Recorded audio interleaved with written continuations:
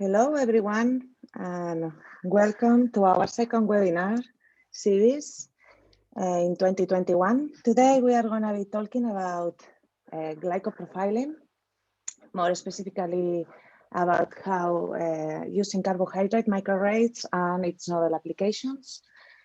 For that, I have the pleasure to have with me today the Professor William Willats from University of Newcastle, and Silvia Vidal, a postdoc fellow at Max Planck Institute for Marine Microbiology. My name is Ira Lopez, and I'm the commercial manager for EMEA at Arrayjet. And before we start with the talk today, with the webinar, I would like briefly introduce yourself, Arrayjet. So, who we are and what we do. Arrayjet is a global microarray solutions provider. We are an industry leader in non-contact biological printing, and we offer a full range of solutions for instrumentation to contact microarray services. In the instruments area, we offer the fastest printing platform available on the market, and the platform is modular, meaning you can design the instrument to meet your requirements and needs. But it's not only modular, it's as well scalable. So you can start with a very basic research and development instrument, and we can grow with you as you grow. We usually offer solutions for this sort of small groups in research and development, or also high-end manufacturing companies like needing high volume of chips, for example. In Arrayjet Advance, our customer access to our cutting-edge technology and the experience of our scientists in our in-house lab here in Scotland. We work in a wide range of different applications. Our scientists in the lab will work from custom and array printing for example, biomarker discovery, to all the way to commercial biochip production. For those of you that has worked before with us, or know someone that has worked with us, already know that our customer service is very important for us. We like to work very close to our client, and from initial contact through technical discussions and demonstrations, all the way to instrument delivery and after-sales support. We are very close to our clients, and the success of our clients is our success. So we like to think that we work in a partnership with our clients and get really involved in their projects. If any of you have any questions about our instruments offering or our Arrayjet Advanced services, please don't hesitate to go to our website and contact us through the contact form there. You will find more information in our website, and we will be very happy to discuss with you any of your inquiries. And that's all about Arrayjet. I will now hand over to our speakers today. It's my pleasure to introduce you Professor William Willats. He will start the talk today. Professor William Willats is a professor at Molecular Raw Diagnostic at Newcastle University.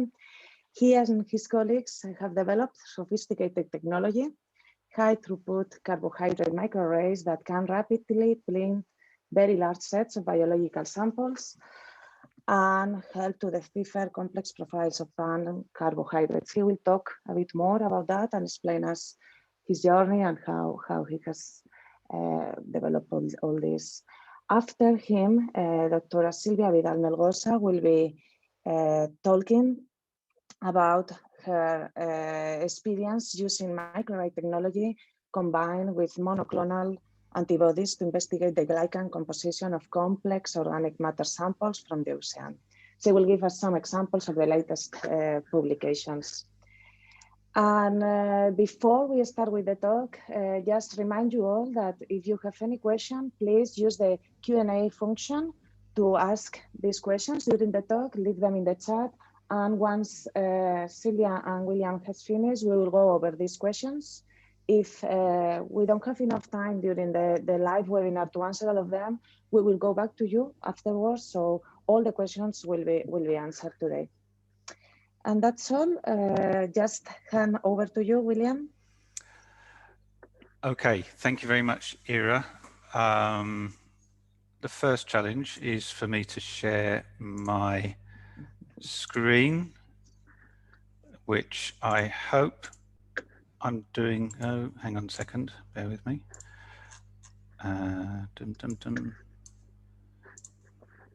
Right, which I hope I'm doing now. Okay, Ira, perhaps you could tell me if my screen is successfully sharing.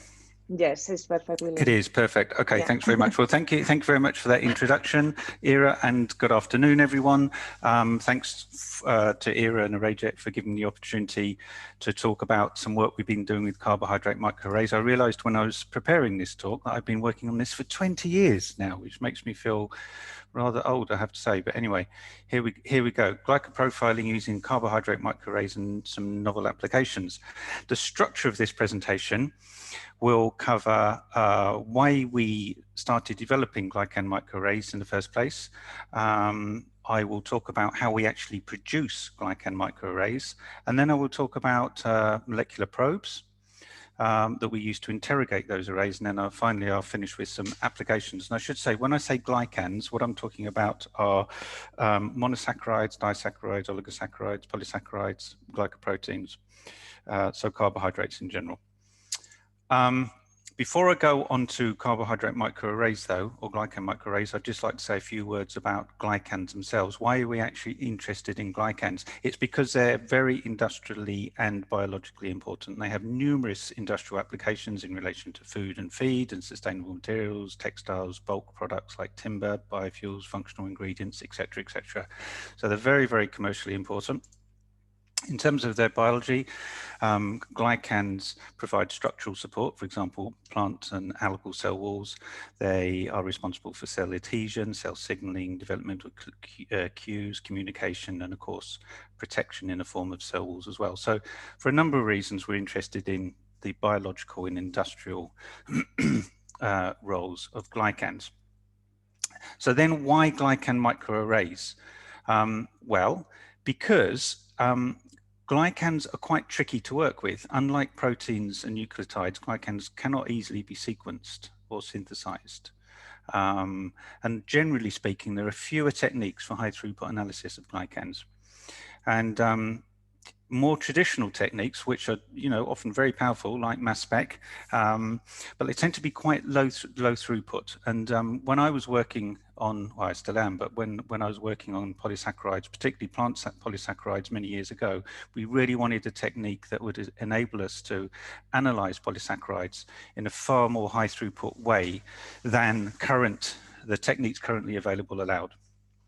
And that's really why we got into developing carbohydrate microarrays. And that was in around 2002. And actually 3 groups, including one I was involved in, produced the first examples of carbohydrate microarrays, more or less all at the same time.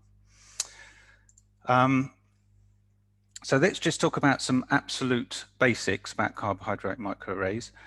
Essentially, they involve some kind of biological sample, and then extracting the glycans from that sample and then printing them in the format of a microarray onto some kind of surface. Of course, that in itself doesn't tell you anything at all. In order to obtain some information, you have to know what glycans are actually there, and you achieve that using a glycan binding probe, monoclonal antibodies, for example, lectins or carbohydrate binding modules, which I'll talk about a bit more later. And then you come in with these probes, and then they stick or bind to the appropriate glycans that they have specificity for, and then you can obtain information from that by virtue of the fact that you've got some kind of tag on the probe. Typically, each spot would be around 20 microns to about 100 microns, spot volumes around 100 picolitres to 10 nanoliters. We would typically print thousands or hundreds of thousands of spots on each array, and arrays may vary in size from about 5 millimeters to 5 centimeters square, roughly. Typically, when we do a printing run, we print hundreds of identical microarrays, or even thousands of identical microarrays. When it comes to what surface you print microarrays onto, we use a combination of things. We use some specially modified slides with a variety of surfaces. We also use membrane like nitrocellulose, and you can also actually print onto pretty much any surface that's flat, really, including moldy plates. That's something that we're just sort of exploring at the moment. The surface that you choose really depends on how you intend to immobilize your glycans, and that can be covalent or non-covalent, and there's various different ways of doing that. This just shows a sort of fairly typical setup. Here you've got a multi-pad slide. We use ones that have sort of essentially patches of nitrocellulose on, and then you can see a setup whereby there's lots of glycans printed onto a particular pad or area of the slide, and then you can conveniently probe that kind of array by using one of these chambers where you can, for example, put in different antibodies into each of these wells. So a kind of multiplexed experiment where you can actually interrogate an awful lot of glycans actually with a relatively large number of antibodies. What about actually printing microarrays? How do we actually get these glycans onto this surface? Well, when we started off, the technology was based on pins, and they were just terribly troublesome for the fairly obvious reason that you would get burring over of the end of the pin. As it hit the surface, it would wear out. And then, of course, you would get some of the samples sticking to the outside of the pin and some of it going into the inside of the pin. And it's just pretty unbearable, really. Very inconsistent, very error-prone, very, very slow and inaccurate. But nevertheless, that's what we used at the beginning. Now, I'm not sure if anyone uses, well, maybe some people do, but we certainly don't. We use these non-contact printers as briefly described by Ira, these Arrayjet printers, which are very fast and accurate and very consistent. And in some cases, for example, a marathon robot you've got sort of inbuilt quality control because there's cameras that monitor spot quality. So, I mean, that's a real step changing technology compared to the pin-based systems. Here's just a couple of pictures showing what they actually look like. This is quite an old machine, actually. This is a smaller machine called a Sprint. This is my colleague, Catherine, who's a lecturer at Newcastle. And you can see here, here's a source plate. So this is a 384 well plate with some samples in. And here's a sheet of nitrocellulose. And actually, this is a special adaptation we've got, which holds the nitrocellulose very flat by virtue of lots of little holes and a vacuum. This is the machine we actually use these days. This is the Marathon, which is similar technology, but just an awful lot more sophisticated and much higher throughput. Really, the whole, as I kind of mentioned, the whole big difference between the pins and the non-contact printing is all about spot quality and consistency. With the pins, you get this kind of raggedy, sort of inconsistent, not perfectly circular spots, whereas the non-contact printers, you get a situation more like this, where you tend to get very, very accurately produced spots, because you've got to bear in mind that the print head essentially flies over the surface of the microarray and really sprays out the sample onto the microarray surface. So it's much more accurate. These are just a few examples which may seem a bit whimsical. They're actually examples of arrays that we used to get people to practice on in a lab, where you have, for example, a new PhD student. You want to be sure that they really know how to use the robot, because of course knowing where you're printing every spot is kind of important. And although they're a bit of fun, they show one or two sort of quite interesting things. One thing is this flexible array formats. Basically, you can pretty much print any spot where you want to print it. And very consistent printing. I think you can see that in these arrays here. You've got very high spot qualities there. And here's just another picture that gives you an idea of what an array would look like on a multipad slide. I'm not going to go into too much detail about spot quantification, because this is not really all that different in Glycan microarrays compared to any other kind of microarray. There's loads and loads of different spot analysis software out there. Usually it will have some automated or semi-automated gridding, where it will in effect find the spots and sort of draw a circle around each spot, and then you can do various kinds of analysis, subtracting local backgrounds or global backgrounds. Very sort of sophisticated software these days. In terms of presentation of data, of course, there's many ways you can do that. A system or format we favor, along with many other people, are heat maps. So this would be a kind of typical heat map where you've got your probes going along on one axis and then your samples on another axis. So for example, if we take just one column here, there might be one probe here, and this column here, the signals in this column here would be telling you about the relative abundance of whatever it is that's recognized by that probe across this set of samples. And talking of molecular probes, these are clearly an absolutely crucial part of the whole setup. Unless you've got molecular probes that you really have confidence in, that are recognizing your glycans with some considerable specificity, then you can't really make any progress. We use a variety of molecular probes. Mostly we use monoclonal antibodies. We also use 1 or 2 phage display antibodies. So these are synthetic antibodies derived from the sequences of natural antibodies, but they're synthetic antibodies.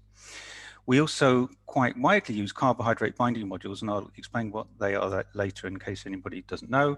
And occasionally we use some sort of little, quite sort of novel things. For example, novel oligosaccharide probes. This particular example here shows chitosan binding to a polysaccharide called, or it's actually an oligosaccharide here. So it's a oligogalacturonate being bound by chitosan. You can sort of exploit these sort of, in some ways, quirks of nature where you get this specific binding between glycans. Whichever probe you are using, of course, you have to have a way of detecting the binding of that probe to the glycan. We use both fluorescent bindings or fluorescent detection. So, you know, you would either use a directly tagged probe like I've shown here, or you might use a secondary antibody conjugated to a fluorophore like fluorescein isothiocyanate or green fluorescent protein, or sometimes we use an enzyme linked system. In that case, we'd have a secondary antibody conjugated to an enzyme, for example, alkaline phosphatase or horseradish peroxidase.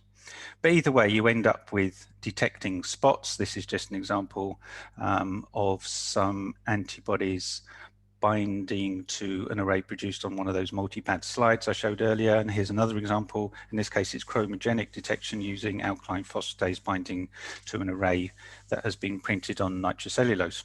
Actually, if you look at this particular example here, you can see something which I didn't mention before, which is that you can see a little cluster of spots. So of course, each sample is not simply printed once on an array, it's printed in multiple replicates. And you can see here, I think you've got 1, 2, 3 replicates, and then you can see the dilution series there as well. Actually, I think it goes on a bit further. So typically we'd have at least 3 replicates, usually many more than that, and at least 3, usually 5 dilutions. And of course, it's important to have dilutions because you might get saturated spot signals otherwise. Okay, so that was kind of mostly about a bit of the background and a few sort of nuts and bolts about how Glycan microarrays work. So I'm now going to talk about applications, what we actually use this technology for. And really it splits into 2 main categories. Actually, there's a 3rd category, which Silvia is going to talk about, which is all about enzymes, but I'll leave that to her. The applications I'm going to talk about, the 2 main categories are glycoprofiling arrays and what we call ligand binding mapping. So when we talk about the glycoprofiling,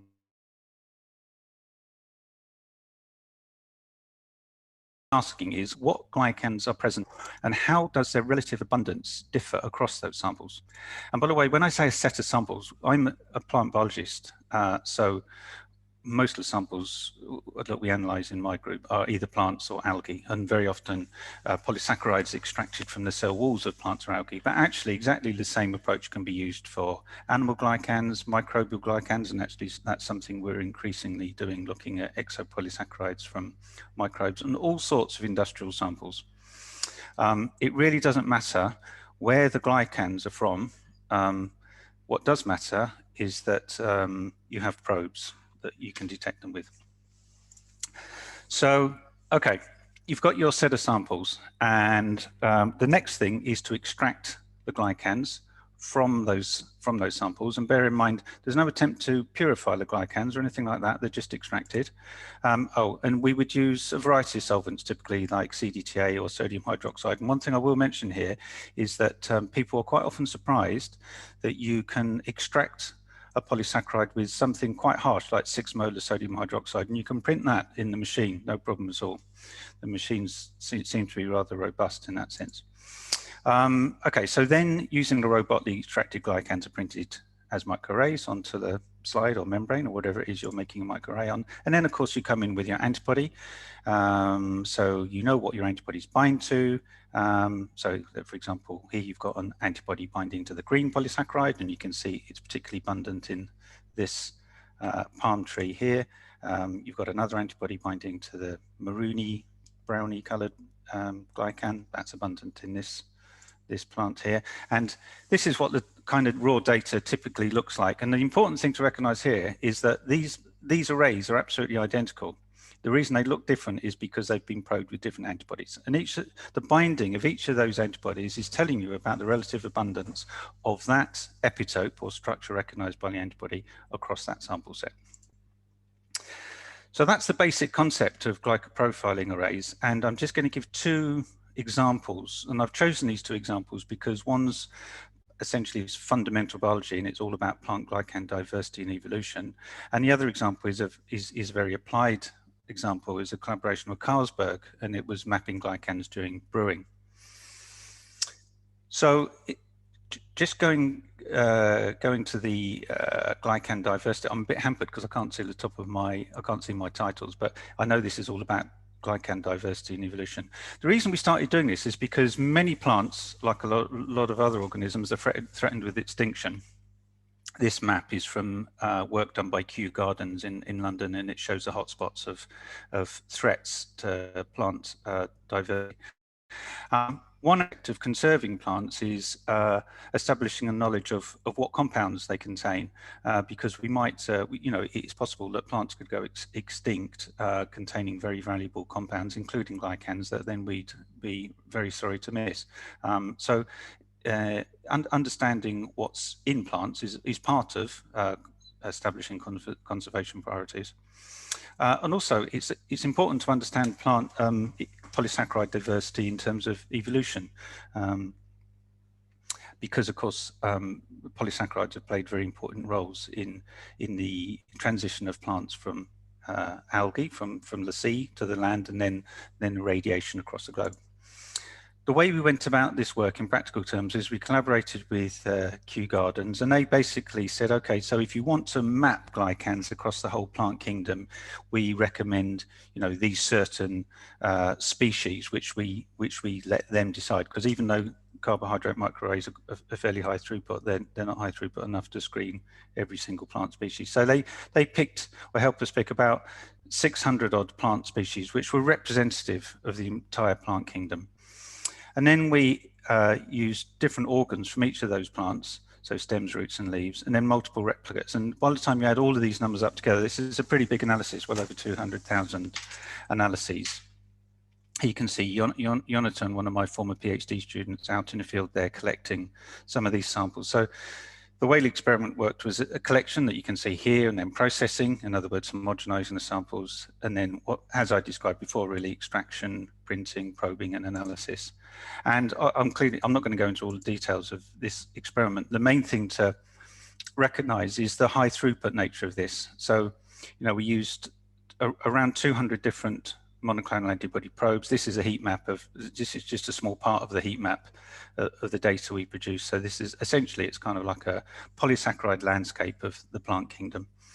So pretty huge data set. And then we come on to something that's sort of increasingly important, which is that the more sophisticated you get with not just carbohydrate microarrays, but any kind of microarray really, it gets beyond the point where you can just make sense of this data just by looking at a heat map. You have to do some kind of statistical analysis, like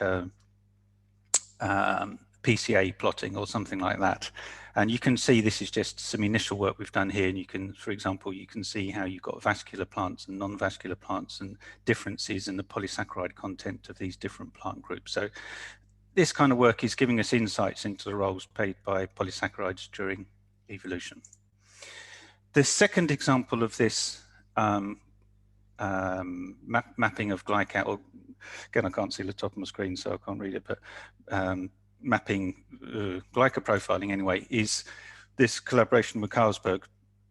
And of course, the brewing process is quite complex and involves quite a lot of different polysaccharides from different sources. You've got polysaccharides from the grain, from the hops, and from the yeast. And of course, brewing's, you know, quite a multi-step process involving all sorts of different steps, malting and mashing and wurting, whatever that is. And Carlsberg, what they really wanted to do was track the fates of these polysaccharides through the whole brewing process. So this was a collaboration with a pilot plant in Copenhagen, and there was 28 process points throughout the brewing process and ended up about 360 samples. And again, the numbers quite quickly build up. In this case, it was around 6,000 analyses. And again, here's the kind of data that you get out of this. So this is a heat map showing these are polysaccharides at the top, recognized by different antibodies, and then these are the steps. So there's the grain, there's the malt, here's the wort, spent grain, etc., etc. And the reason why this kind of work's important for Carlsberg is because it enabled them to precisely pinpoint the locations or the timings really of different polysaccharides and relative abundances of polysaccharides throughout the brewing process. And that enabled them to do quite a few things. It enabled them to relate this kind of data to the final product, in other words, the qualities of the final beers, but also do things like optimize energy inputs and enzyme inputs, because some of these polysaccharides they want to get rid of because, for example, they're a problem with filtering, and some of them they want to retain. And this kind of knowledge enables them to fine-tune their process. Right, so what I've been telling you about is this glycoprofiling array. But I mentioned there's another kind of application, which is what we call ligand binding mapping. And what we're asking here is what glycans are recognized by a set of molecular probes. So we might have a population of, let's say, monoclonal antibodies, and we want to know what target glycans, what are the epitopes that they recognize. So in this case, what we do is that we get well-defined glycans. And these well-defined glycans, they could be purified. They might be polysaccharides that are purified through, for example, chromatography, or the gold standard really is oligosaccharides that have been chemically synthesized. But whatever, we like them to be as defined as we possibly can get them. And then those are printed as arrays. And then we have, you know, we screen our antibodies against these. And so this clearly, this kind of result is telling us that this particular antibody is binding to the blue glycan, but not the others, and et cetera, et cetera. And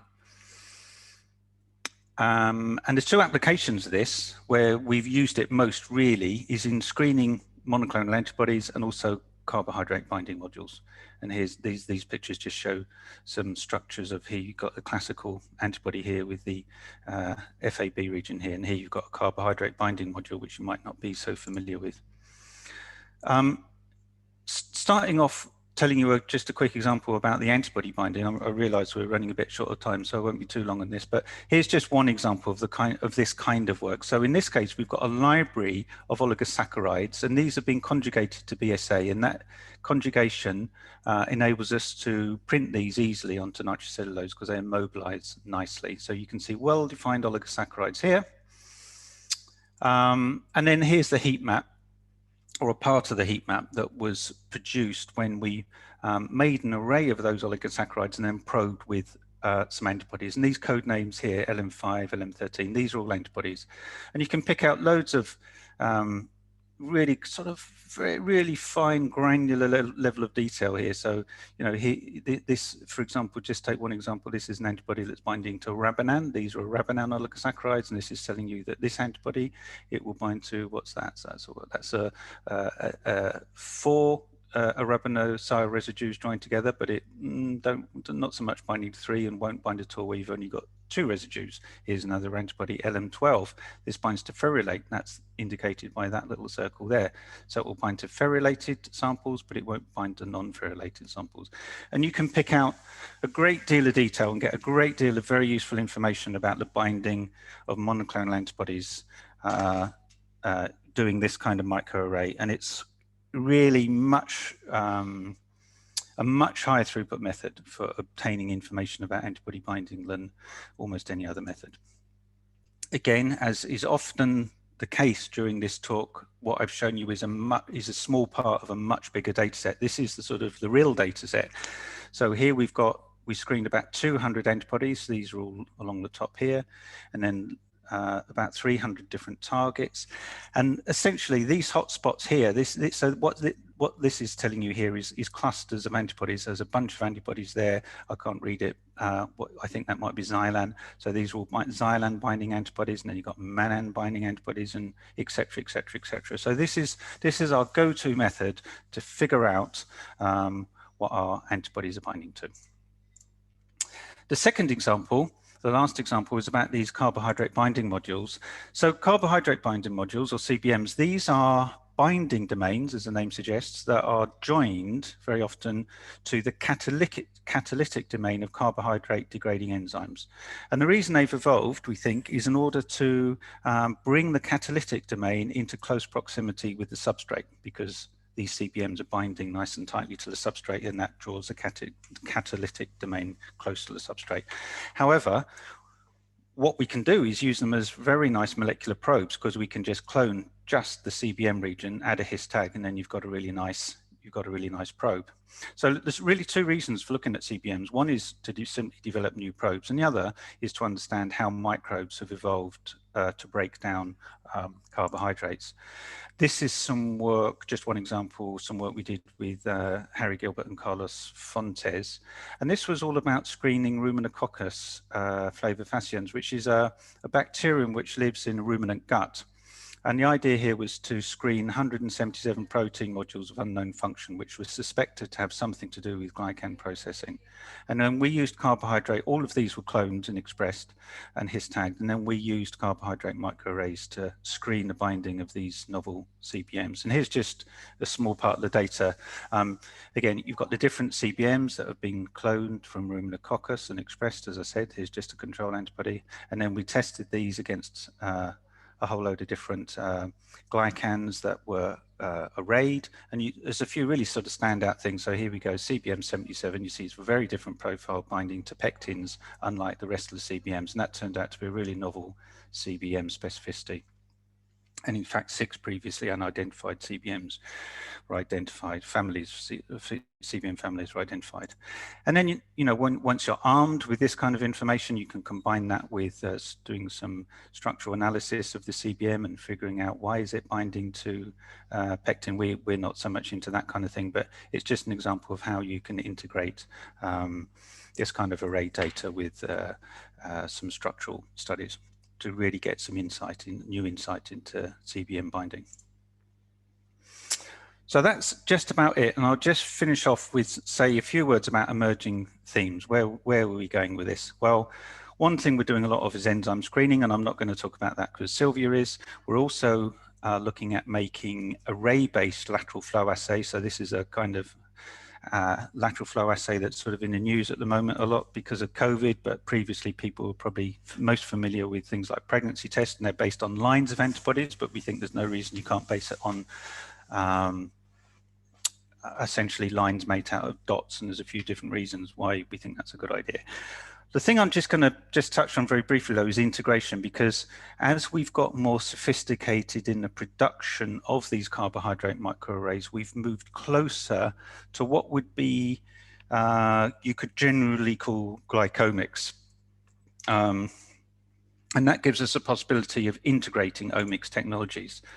And I just sort of mention one example we did with a work mostly in Norway, and it was about using integrated multi-omics to decipher polysaccharide processing in a mammalian gut. The example they used was a moose. There's lots of mooses, or are they called mooses? I don't know. Anyway, moose eye. And the idea was to understand how does the microbial community in the moose, how does it actually digest this really quite complex diet of polysaccharides? And this may seem a bit of a niche thing, but of course, this kind of work has also got relevance to the human diet and human carbohydrate processing. But really the point is that we used our microarray technique to analyze the polysaccharides in the material that the moose was eating, and also we obtained samples from the inside of the moose and also from the undigested material. And by doing carbohydrate microarrays, the whole thing, we kind of tracked polysaccharides all the way through the system. And then other members of the consortium, they did genomics on the microbial community inside the moose, and also then did some bioinformatics to figure out what carbohydrate active enzymes were acting on those polysaccharides. And then the sort of the final outcome of all of this was this kind of really holistic understanding of glycan processing. So here you've got your polysaccharides here, which was deciphered using the carbohydrate microarrays. Here you've got some bacteria that are able to feed off essentially those polysaccharides, but then those bacteria are then producing their own exopolysaccharides, and also the source of food for other bacteria, which are producing yet more polysaccharides, which are again the source of food for yet other clades of bacteria. So you get this kind of niche succession on these clades of microbes capable of processing these complex polysaccharides. Okay, that's about it. Now, I'm based in Newcastle at the moment, but most of the work I've described was done when I was still in Copenhagen. So I just finished by saying thanks to all of you in the audience for your attention, and thanks for the people that did the work. And with that, I'm going to hand over to my former colleague, now at the Max Planck, Silvia, and I hope there will be a seamless transfer. Maybe I should stop sharing. Yes. I hope I wasn't muted the whole time. No, William, we could hear you well. Oh, good, good. Okay, Silvia, so now we can see your screen. Over to you. Okay, hello everyone, I'm Silvia. And my talk is divided in two parts. One second, I'm gonna move one thing because, one second. Yeah, I had something in the middle of the screen. So my talk is divided in two parts. In the first part, I'm gonna talk about the application of carbohydrate microarray technology for the screening of carbohydrate-active enzymes. And this was done in the group of Professor William Willats in the University of Copenhagen. In the second part of my talk, I'm going to talk about the use of carbohydrate microarray technology for screening marine polysaccharides. And this work was done in Jan Henrik's Hegeman group at the MPI for Marine Microbiology and MARUM. Good, then I'm going to start for the first part, that it was work done during my PhD in William's group. And our aim was to develop a high-throughput method for the screening of carbohydrate-active enzymes, K-enzymes. My project was specifically focused on plant cell wall-related K-enzymes that are involved in degradation and modification of these carbohydrates. And there are four enzyme classes that degrade carbohydrates: glycoside hydrolysis, polysaccharide lyases, carbohydrate esterases, and lipid polysaccharide monoxygenases. And these four enzyme classes are involved in different biological roles in plants, such as germination or plant development. But as William said, they are also widely used in industry. For example, these enzymes are used for brewing, bakery, or for biofuel production. And in nature, we have a huge diversity of these carbohydrate degrading enzymes, because there are hundreds of thousands of microorganisms that depend on the deconstruction of plant cell wall biomass. And the genomes of these microorganisms contain a lot of K-enzymes. And in maybe some of these enzymes have novel activities or improved catalytic characteristics that could be useful for industrial applications. So in order to optimally exploit this diversity that is available in nature, we need methods to identify these K-enzymes and to characterize their activities. But the problem is that there is a technological imbalance. Right? There are high-throughput methods like transcriptomics and genomics that, combined with bioinformatics, are able to identify vast numbers of putative enzymes, but the empirical assays to characterize the activity of these enzymes are good and well established, like the reducing sugar assay, but they have a much lower pace. Therefore, there is need for the development of new high-throughput methods for KSM screening, and we developed one method that combines the high speed and precise printing of microarrays with a high specificity of molecular probes. And our method is based on epitope deletion. If you have a probe, like a monoclonal antibody or CDM, the probe is specifically recognize an epitope in the substrate. If the substrate is degraded by an enzyme, then the probe will bind less, or the binding will be completely reduced. And then the enzyme activity is revealed by the change in antibody binding. So by our method, you have a carbohydrate degrading enzyme that you want to analyze and several potential polysaccharide substrates. You combine polysaccharides and enzymes in single wells of a 384 well plate. And for each combination of substrate and enzyme, you have a corresponding substrate with no enzyme control. The enzymatic digestions are performed in the microwell plates, and after incubation, the reaction mixtures are printed by microarrays. So the digestion mixtures are printed directly from the well onto nitrocellulose membrane using the microarray rod. And then you have several identical arrays that you incubate with specific antibodies that recognize the different substrates. For example, here we see an antibody that recognizes the blue substrate, and when we look at the binding of this antibody into our array, we see no difference between the control and the enzyme treated. Here below, we see, for example, this antibody that recognizes the red substrate. We can see signal of the antibody in the control, but there is a decrease on signal in the enzyme treated. So this suggests the enzyme was digesting this red substrate. And we saw the antibodies look more like this, and then we can screen many different enzymes at the same time.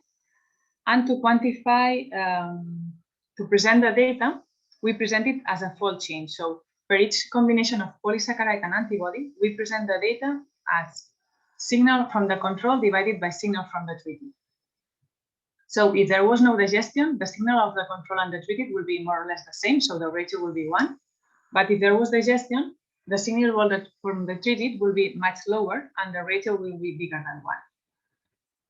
And I'm going to present the data as this, as fold change heat maps. Please remember that when there is a ratio bigger than 1, this indicates that there was degradation of the substrate. And these ratios bigger than 1 will have a red code. We explored the characteristics of the method, and we could verify that it's highly sensitive, it's high throughput. We can screen 200 enzymes against 15 polysaccharides, and we can do the experiment and data analysis within 2 days.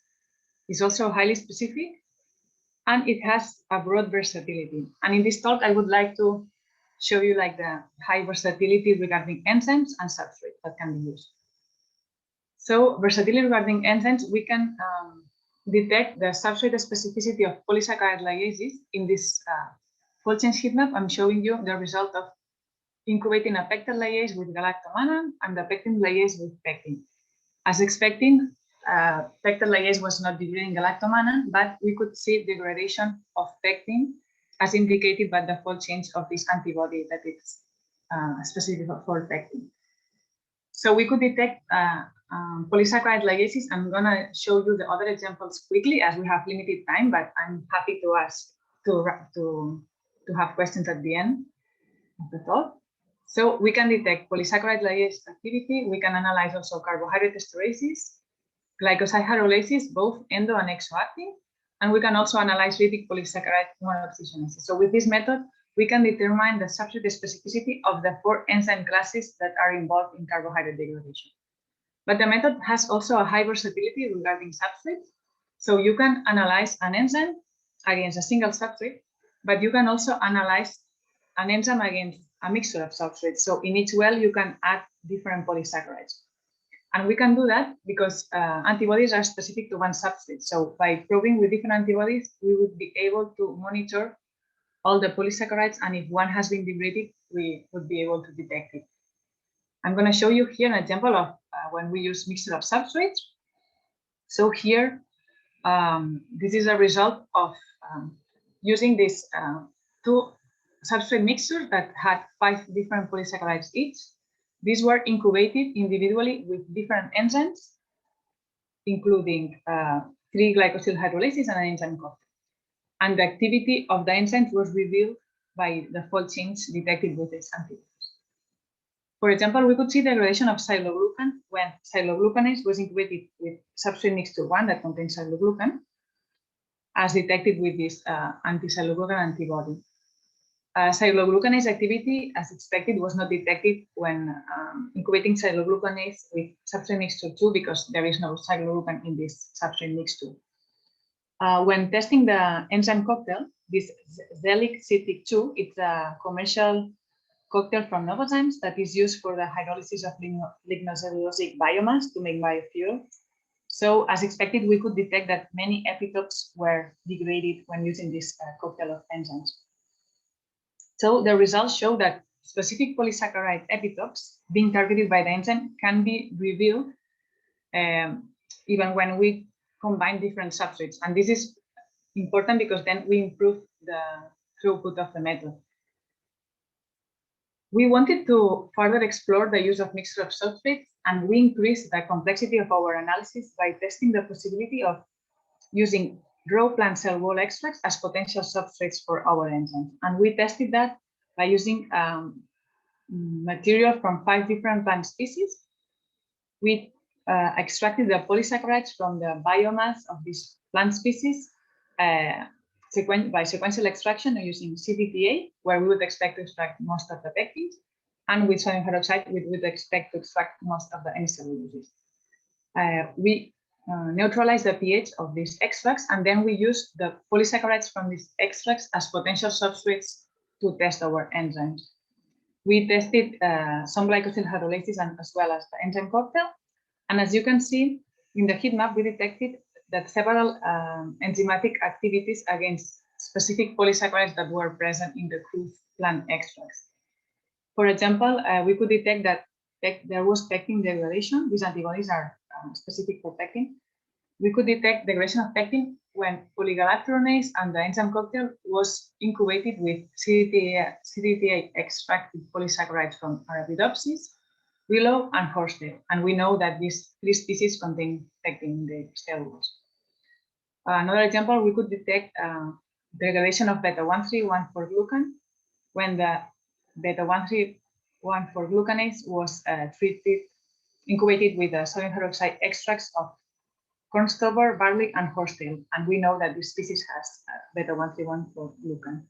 So we could prove that complex crude plant extracts can be used as potential substrates for your enzyme. And this is really useful, for example, when a pure example of the substrate is not available. This is what I wanted to show you, that this method has many possibilities and it's really versatile. And this method has been applied to analyze many different uncharacterized enzymatic samples, including specificity of single purified enzymes, but also to analyze activities in complex enzyme mixtures such as fungal growth. And with this, I'm going to move to the second part of my talk, that is about carbohydrate microarrays for marine polysaccharide glycoprofiling.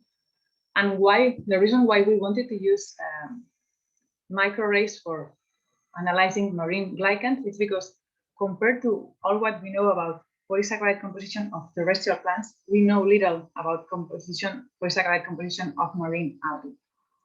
And the main producer of polysaccharides in the ocean are microalgae. They produce 45 gigatons of organic carbon per year, most of which is in the form of polysaccharides. And they are responsible for about half of the global biological CO2 fixation. So they are on par in productivity with all plants on land. And they produce microalgae that are cell attached, so they are part of the microalgae cell. And these polysaccharides are then part of the particulate organic matter pool or POM. Microalgae also secrete polysaccharides into the surrounding seawater, and these secreted polysaccharides belong to the dissolved organic matter, or DOM. I'm going to use these POM and DOM terms in the following slides. So as said, we know very little about which polysaccharides are produced by microalgae, and we wanted to use microarrays to identify polysaccharide structures that are produced by microalgae in both POM and DOM. For that, we sampled during a microalgae bloom in the North Sea, close to the island of Helgoland, and we know that in this location, spring blooms are typically dominated by diatoms, which is a major group of microalgae.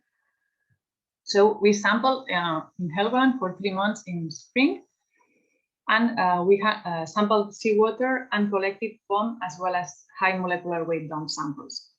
We extracted the polysaccharides from all the POM and DOM samples by sequential extraction with water, EDTA, and sodium hydroxide, and we printed this extract with the microarray. So we had identical arrays populated with the time series extract that were then incubated with specific monoclonal antibodies. We could detect the presence of 27 polysaccharide epitopes in DOM and POM, and among others, we detected sulfated fucan, beta-1,3-glucan, beta-1,4-mannan, arabinan, galactan, cellulose, arabinogalactan, and xylan. And these carbohydrates have not been measured in the environment before at this high molecular resolution. So this is the first marine environmental glycomics dataset. And the dataset looks like this. We could detect that not all the polysaccharides had the same temporal dynamics. And for the last 2 slides of my talk, I'm going to focus on this polysaccharide, which is the one that presented the most interesting temporal dynamics. But before zooming in into this polysaccharide, I'm going to briefly introduce one term, polymer assembly. So as said, microalgae secrete polysaccharides into the seawater, and these are part of the dissolved organic matter. But there are part of these secreted polysaccharides that assemble into what is known as transparent exopolymer particles.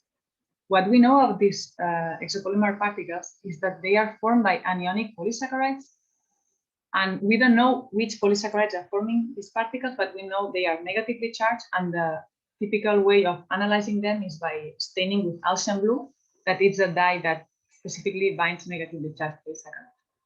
And this assembling into transparent exopolymer particles is really, really important because these exopolymer particles have been proposed to act as a glue between microalgae cells, and then the microalgae cells aggregate and form this marine snow.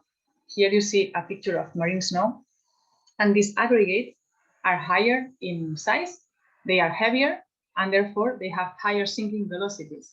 And when organic matter sink faster, they have a higher chance to escape from degraders like zooplankton and other degraders. And then there is export of organic matter from the surface to the deep ocean where carbon can be stored for thousands of years. So this process is really important, and our microarray data suggested that one of the polysaccharides may be forming these exopolymer particles. And this is the polysaccharide epitope. I told you that it showed the most interesting temporal dynamics. And it's the epitope detected by BAM1. BAM1 is an antibody that was raised against sulfated fucan from macroalgae. And sulfated fucan has until now only been known to be produced by macroalgae, but not microalgae. We detected this fucan in the microalgae bloom, and at the beginning, it increased in DOM, and then it decreased to a constant abundance. But in POM, it was increasing during time. So this dynamics of solute decline with increasing POM indicates polymer assembly. So it could be that some of this fucan from the dissolved part assemble into particles at the end of the bloom. To investigate that, we use fluorescence microscopy, and we use the same antibody that recognizes this specific epitope, BAM1, and we label it with a fluorescent label. And we wanted to answer 2 questions. First, which organism is producing this sulfated fucan? And second, is this sulfated fucan forming particles? This microalgae bloom was dominated by the diatom species Keratocerus socialis, and these diatoms typically form these chains of cells. Here, the fluorescence microscopy image in red, the autofluorescence of the microalgae cells. In blue, you see that that is staining of bacteria and the nucleus of the cells. And in green, you see the Fucan localization, the Fucan that was detected with PAM1. So we could confirm that Fucan was mainly restricted to the surrounding, like the microalgae cells, as indicated by the white arrows. So it was mainly around the cells and in the spines and their spines. But when I look at samples from the end of the bloom, I could detect that Fucan was around the cells, but it was also present in particles. I show you some examples of particles with white arrowheads. We purified the Fucan from DOM and POM, and we could confirm that it was a negatively charged polysaccharide and contained between 25 and 50% of sulfate groups. So by using this technology, by using microarrays, we could identify a microalgal Fucan that store carbon and form particles during the course of the bloom. This is the first polysaccharide that has been detected in exopolymer particles, and these results provide a novel polysaccharide candidate to contribute to carbon sequestration in the ocean. So with this, I would like to thank William and William's group, as well as Jan-Henrik and Jan-Henrik's group, also all our collaborators, and Arrayjet for his support with the microarrays during all these years and for letting me present my results. And thanks to all of you for your attention. Thank you, Silvia. That was very, very interesting. I will now share my screen. And we have several questions. We are quite short of time, so we will need to be very quick. We should be finishing now. So if you are so kind to stay 5 minutes more, William, Silvia, yeah, that's fine. Yes. I will quickly pass you some of the questions we have. So initially, I have one for William. They ask about the work you have presented in collaboration with Q on the evolution of cell walls. This work is published? No, we're in the process of writing up the manuscript now. Okay, okay. And I have another one for you about what would be the benefits of using spots instead of lines on a lateral flow device? First of all, we use less antibody, and the antibody cost is often the cost limiting thing in lateral flow assays. The other thing is that when you produce lateral flow assays, basically what happens is that you have a big sheet of nitrocellulose, and then you have a kind of capillary which draws a line of antibody across. But I know from talking to producers that that can be quite problematic and lead to quality control issues and failures. The other thing is, and actually the main reason we want to do it, is that we think spots are more suitable for making multiplexed lateral flow assays. In other words, lateral flow assays where you can detect more than one biomarker at once. And we're currently doing this in the context of detecting potato viruses. Mm-hmm. Okay, thank you. I have the last one for you. It's regarding to the CBMs. It's about how can we make progress in getting new probes. Regarding the antibodies, we might face limitation to the low antigenicity of the epitope, low immune responses. CBMs are usually targeting insoluble polysaccharides. Surely there are still epitopes that we miss. Do we miss new ideas, technologies in getting new probes? Yes, well, that's a very good question. We definitely miss some specificities. For example, there's never really been a good antibody against bremenogalactron N2, which is quite an important polysaccharide. I think the fact that carbohydrates are generally regarded as less immunogenic is I think that's probably a bit overstated. I think they're a bit more immunogenic than people think they are. In terms of making new probes, we have explored affimers and aptamers, but we've also explored synthetic antibodies, for example, using phage display, and I mentioned those before. And of course, phage display, although the synthetic antibodies are based essentially on the variable regions of natural antibodies, in a way you bypass the need for immunogenicity.